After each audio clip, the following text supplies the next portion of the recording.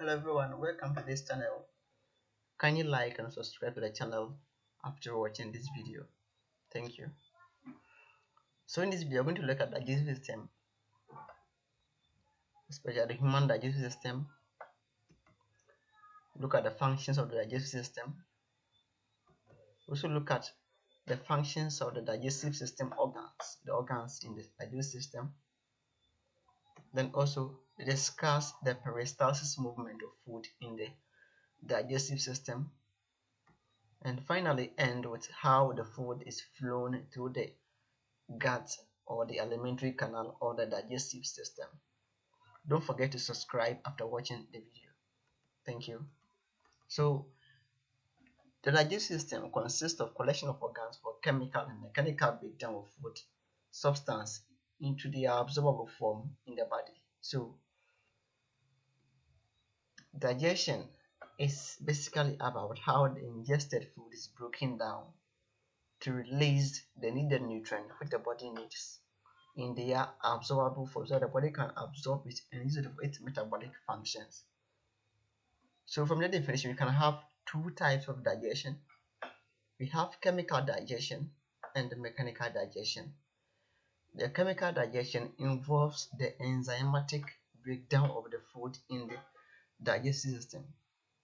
Bear in mind, the digestive system is also called the alimentary canal or the gut. So the enzymatic, or let's say the chemical breakdown of the food, is what we call the chemical digestion. It includes some enzymes and some chemicals which are released in the body or in the alimentary canal to break down the food into the absorbable form. And the mechanical digestion or the mechanical breakdown involves the crushing of the food mostly in the mouth to a simpler and swallowable form. That is the mechanical or the physical digestion. So let's continue with the functions of the digestive system. The first function of the digestive system or the alimentary canal is what we call the ingestion. So when the food is being taken in, the process by which the food is being ingested or taken in is what we call the ingestion. So the alimentary canal or the digestive tract helps in ingestion or the taking in of food. There is also a mechanical processing which involves the crushing of the food, the rolling of the food, and even in the stomach there is rolling of the food for uniform mixture to make the food have a large surface area for enzymatic act. That is the mechanical processing.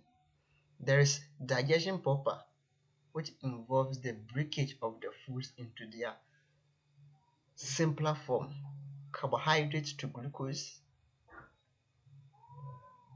fat and oil to fatty acids, and also proteins into amino acids. There's also secretion.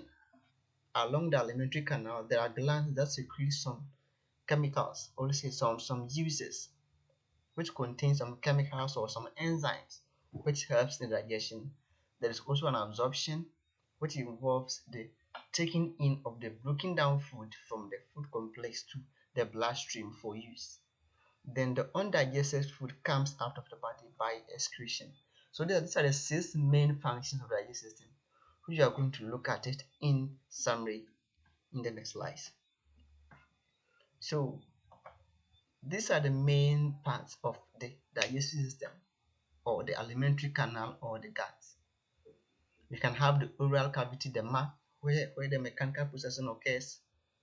We have the pharynx, the throat, where there is proportion of the material down the esophagus. We have the esophagus proper, this one, where there is the transport of the material into the stomach.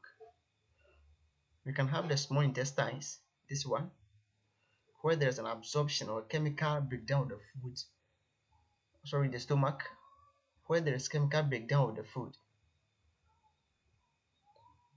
And also the small intestines, where there is an absorption and some enzymatic breakdown of the food occurs in the body. And then the large intestines, where there is absorption of water or dehydration of the water from the undigested food. And the food is also being prepared for elimination in the large intestines.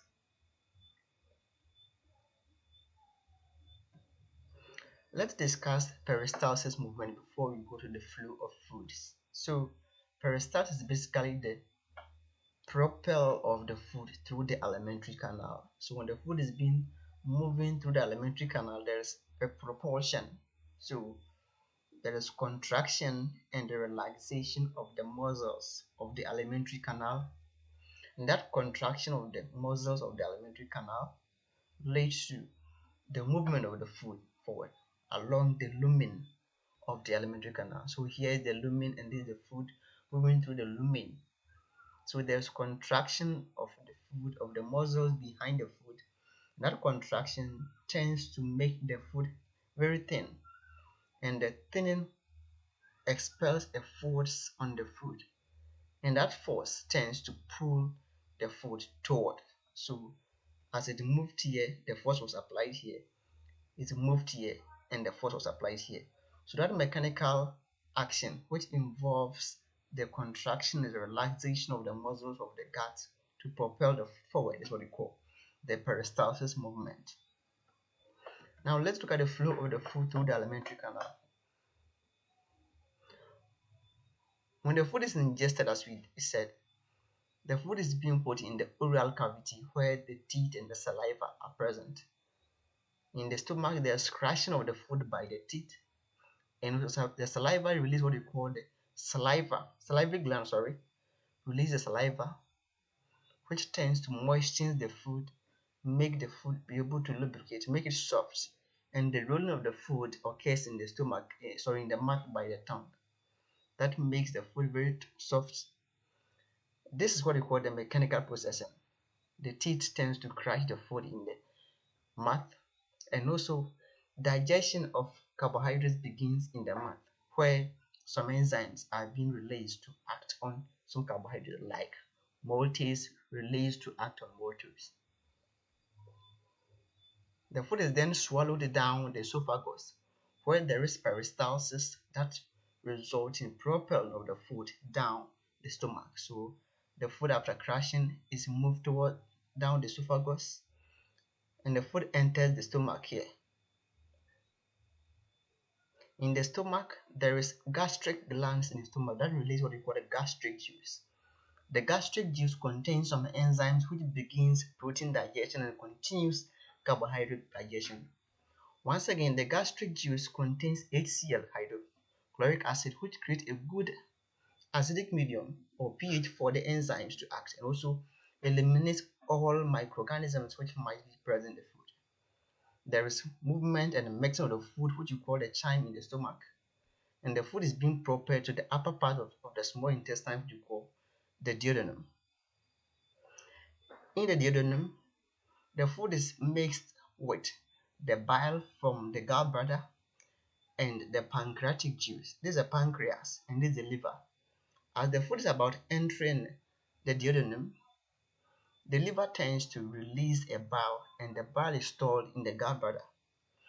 The bile catches the food in the duodenum, and what it does is just emulsify the fat present in the food so that it can create a large surface area so that the enzyme lipase, which will be present in the pancreatic juice released by the pancreas, can break down the fat. So the pancreas will release pancreatic juice contains some enzymes like lipase and other protein and carbohydrate enzymes that continues protein and carbohydrate digestion.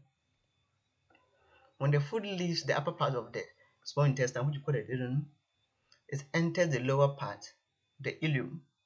In the ileum, there is absorption of the food. The food is absorbed, the end product is absorbed through the villi. The structures in the small intestine which helps in the absorption of the end product of digestion, the glucose, the amino acid, and the fatty acids are the villi. The food enters the portal system in the liver, and is being used for the body. Once again, the undigested food, which are not digested, leave the small intestines and enter the large intestines, and all the water, there is fermentation of the food by some bacteria in the large intestines, and there's absorption of the water in the food in the large intestines. The undigested food then is stored in the rectum and is being released out through defecation. Can you subscribe?